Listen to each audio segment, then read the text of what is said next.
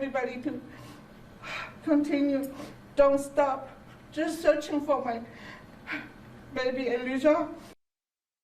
Good evening. Thanks for joining us. The family of Elijah Vue pleading for his safe return during a police briefing this afternoon, today marking 1 week since the 3-year-old was reported missing.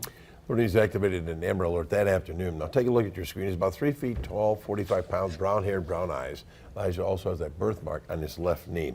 Samantha Cavalli is live in Two Rivers tonight. She begins our team coverage on the details of the police briefing held today. Samantha. Bill, the goal in this investigation that Two Rivers Police Chief Ben Miner wants to stress, bringing Elijah home safely. During tonight's news conference here in Two Rivers, we received an update following the week-long investigation saying they have utilized every boat, UTV, ATV, drone, canine, even helicopter at their disposal.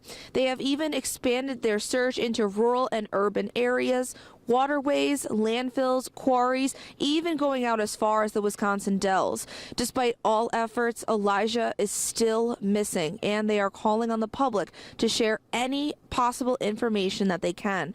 Linda Vue, Elijah's aunt, pleading with everyone to keep searching for him, saying every day without him, a piece of their heart are missing. Elijah is a joyful and curious boy, full of life and love. He is a precious child who deserves every chance of happiness, and his absence is deeply felt by all who know and love him. Ultimately, our goal is, again, we want to bring Elijah home.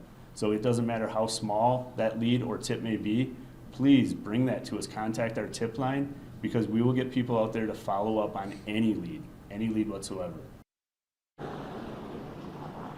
Now, authorities would not take any questions or comments regarding Elijah's mother, Katrina Bauer, or boyfriend, Jesse Vang. They remain in jail on child neglect charges. The Vue family is now extending their public search efforts tomorrow through Sunday, and that'll happen between 9 a.m. and 5 p.m. If you would like to volunteer to help in the search efforts, you can head over to the Mikado Theater beginning at 9 a.m., and that is in Manitowoc on Washington Street.